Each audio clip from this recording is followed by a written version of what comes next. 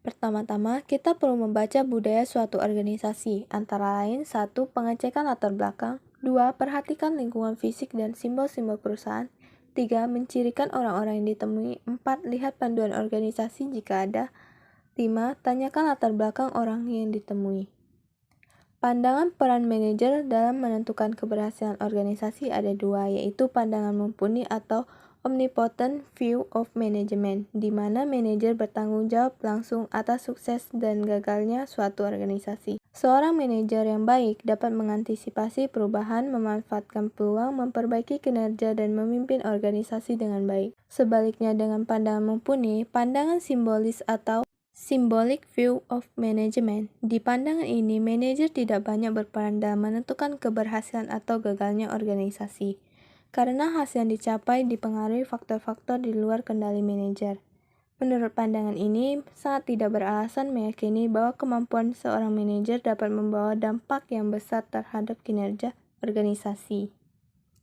Hambatan dan tantangan lingkungan eksternal. Ada 6 komponen dalam lingkungan eksternal. Yang pertama, politik atau hukum yang mencakup kondisi politik dan stabilitas suatu negara.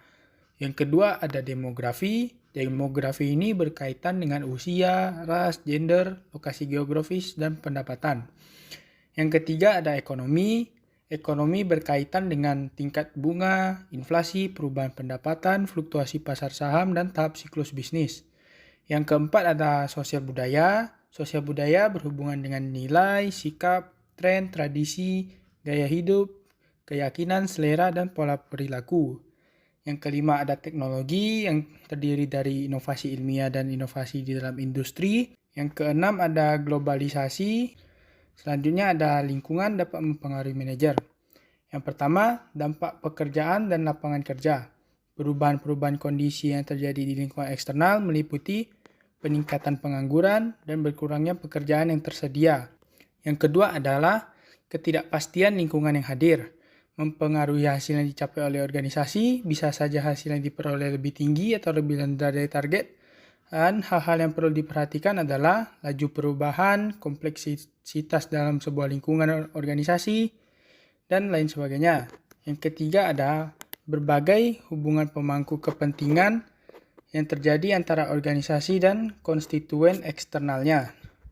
Pemangku kepentingan dibagi menjadi dua, yaitu pemangku kepentingan internal, yaitu karyawan, serikat pekerja, dan pemegang saham, dan pemangku kepentingan eksternal seperti pelanggan, masyarakat, pemasok suplai bahan yang dijual, media massa, pemerintah, pesaing, dan kelompok aksi sosial politik.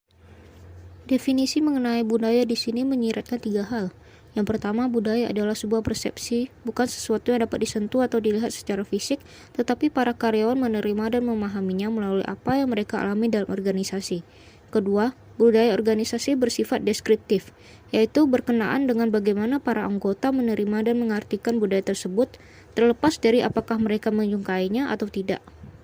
Dimensi budaya organisasi, di mana terbagi menjadi 6 macam. Yang pertama yakni adalah perhatian pada detail. Seberapa besarkah ketelitian, analisis, dan perhatian pada detail yang dituntut oleh sebuah organisasi dari para karyawannya? Kemudian yang kedua, orientasi pada hasil. Seberapa besarkah organisasi menekankan pada pencapaian sasaran, hasil daripada cara mencapai sasaran tersebut? Kemudian yang ketiga, orientasi pada tim. Seberapa besarkah organisasi menekankan pada kerja kelompok daripada kerja individu? Yang keempat, agresivitas, di mana seberapa besarkah organisasi di dalam mendorong karyawan untuk saling bersaing daripada saling bekerja sama. Yakni adalah stabilitas, di mana seberapa besarkah organisasi ini menekankan pada pemeliharaan suatu kondisi yang saat ini dan sedang berjalan sekarang di dalam berbagai pengambilan keputusan dan tindakan. Dan yang terakhir yakni adalah inovasi dan pengambilan resiko. Dapat dilihat bahwa terdapat perbedaan antara budaya yang kuat dan budaya yang lemah. Budaya yang kuat, nilai-nilainya dapat diterima secara luas. Budaya memberikan pesan yang konsisten kepada para karyawannya. Karyawan juga bisa mengungkapkan bagaimana kisah yang terjadi dalam sebuah perusahaan. Sedangkan budaya yang lemah, yakni adalah nilai-nilai hanya dianut oleh segolongan orang-orang saja, Budaya juga memberikan pesan yang saling bertolak belakang. Dan yang terakhir, karyawan hanya memiliki sedikit pengetahuan akan latar belakang dari perusahaan tersebut. Kita next ke budaya dipelihara melalui, di mana budaya tersebut dipelihara melalui kriteria seleksi karyawan, tindakan jajaran manajemen puncak, berbagai sosialisasi yang membantu karyawan baru memahami dan menyesuaikan diri. Nah, budaya organisasi ini dapat ditanamkan kepada karyawan melalui berbagai macam cerita-cerita, ritual-ritual korporasi, simbol-simbol kebendaan, hingga ke bahasa. Bagaimana karyawan mempelajari budaya? Yang pertama, simbol kebendaan menyampaikan pesan kepada karyawan tentang siapa yang dianggap penting dan perilaku semacam apa yang dianggap patut di dalam organisasi. Yang kedua, bahasa berperan sebagai sebuah identitas bersama yang mengikat dan menyatukan anggota organisasi. Yang ketiga, kejadian yang cukup penting yang terjadi di perusahaan yang membuat memori bagi para pekerja. Keempat, aktivitas yang dilakukan secara berulang-ulang untuk memperkuat nilai yang dianggap penting. Pentingnya budaya yang kuat dalam satu organisasi membuat karyawan akan memberi rasa kesetiaan yang lebih besar dan mengerti apa yang harus dikerjakan serta apa yang harus dilakukan ketika menghadapi masalah dengan cepat. Budaya mempengaruhi manajer dalam menjalankan fungsinya. Yang pertama, perencanaan seperti tingkat risiko yang diperbolehkan dalam rencana dibuat oleh individu. Yang kedua, pengorganisasian yaitu seberapa besar otonomi yang diberikan kepada karyawan dalam ruang lingkup kerjanya. Ketiga, kepemimpinan seperti tingkat kepedulian manajemen pada kepuasan kerja karyawan. Keempat, pengendalian seperti apakah penerapan mekanisme pengendalian eksternal dianggap perlu. Isu-isu budaya terkini. Yang pertama, menciptakan budaya inovatif. Di dalam industri sangat mementingkan inovasi, yaitu mendesain produk dan hiburan. Kedua, menciptakan budaya yang responsif terhadap pelanggan. Hara Entertainment, perusahaan permainan terbesar di dunia, sangat fanatik akan kesempurnaan dalam melayani pelanggan. Para pelanggan yang merasa puas dengan pelayanan yang mereka terima di salah satu kasino milik Hara cenderung akan menghabiskan uang 10% lebih banyak untuk bermain, dan mereka yang merasa sangat puas cenderung akan menghabiskan uang 24% lebih banyak. Yang ketiga, spiritualitas dan budaya organisasi, kesadaran akan makna hidup melalui kerja yang bermanfaat bagi komunitas. Budaya yang inovatif. Pertama, tantangan dan keterlibatan. Yang kedua, kebebasan, kepercayaan dan keterbukaan. Ketiga, waktu untuk mengembangkan gagasan.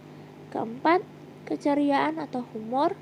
Kelima, keberanian mengambil resiko. Keenam, penyelesaian konflik dan perbedaan pendapat. Responsif terhadap pelanggan. Yang pertama, karyawan yang ramah dan mudah bergaul. Kedua, karyawan yang termotivasi untuk memuaskan pelanggan. Ketiga, sedikit aturan atau prosedur yang kaku atau mengikat. Keempat, pemberdayaan karyawan. Kelima, peran dan sasaran yang jelas. Spiritualitas tempat kerja atau workplace spirituality. 5 ciri budaya organisasi spiritual. Yang pertama, kesadaran yang kuat akan makna. Organisasi spiritual membangun budaya yang berintikan tujuan yang bermakna, walaupun laba dianggap penting, tetapi itu bukan segalanya bagi organisasi. Yang kedua, penekanan pada pengembangan individu. Menyadari nilai dan martabat individu, organisasi ini tidak hanya menyediakan pekerjaan saja, tetapi juga berupaya menciptakan budaya yang dapat bertumbuh dan belajar secara terus-menerus. Yang ketiga, kepercayaan dan keterbukaan. Dicirikan oleh rasa saling percaya, kejujuran, dan keterbukaan. Yang keempat, pemberdayaan karyawan. Manajer mempercayai bahwa para karyawan akan mengambil tindakan yang telah dipikirkan secara matang dan berani bertanggung jawab atas dampak yang mungkin akan timbul. Yang kelima, organisasi terhadap ekspresi diri karyawan. Toleransi terhadap perasaan seseorang karyawan bertujuan untuk memberikan kebebasan karyawan dalam berekspresi dan menyampaikan suasana hati tanpa ada ancaman sanksi atau hukuman.